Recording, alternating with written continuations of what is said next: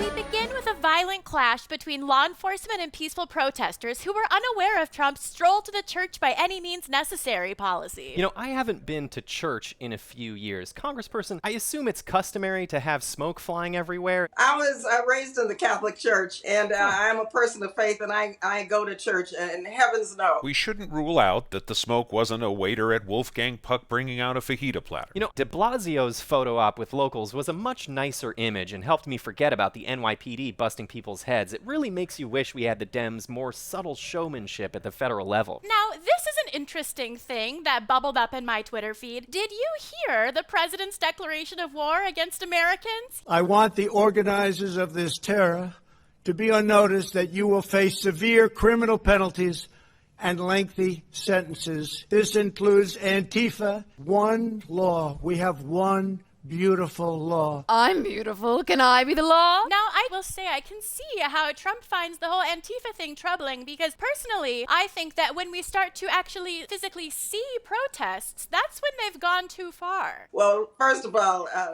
peaceful protests should not have curfews.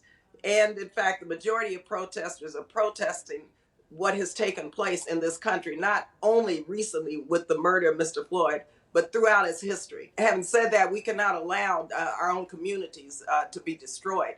And so nobody believes that violence is the way. Now, I have a very nice ground level apartment in Midtown, so I just want to go on the record and Teddy? declare my unconditional surrender and loyalty to Antifa. Oh, Teddy, no. what? Teddy, they run so much. It's got beautiful chandeliers. I can't take the risk. I'm just going to join the squad, and I'm excited to partake in all the rambunctious behavior. You'll be dead by sundown. Both sides will kill you. But moving on. Congressperson, tell us about the Truth, Racial Healing, and Transformation Commission resolution. You know, so much of what we're witnessing now, a lot of people don't understand how the policies and programs of this country would allow such systemic racism, such murders, such poverty rates. So I introduced Truth, Racial Healing, and Transformation Commission legislation to set up a commission to really look at and help the public become aware of what the institution of slavery, how that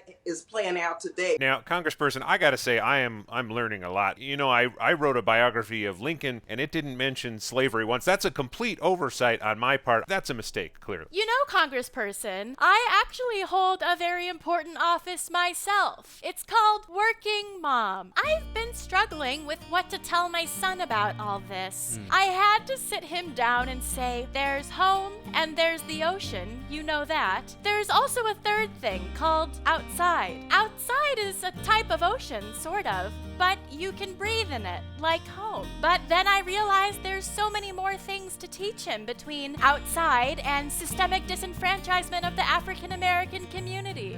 Ultimately, I just put him down for a nap. That sounds like the most smart. responsible thing to do. Now, I think Antifa just spotted us, so that's all the time we have. Thank you for joining us, Congressperson. We'll see you all next time on Inside the Hill. You know what I would like to see is a baseball player whose last name is Baseball.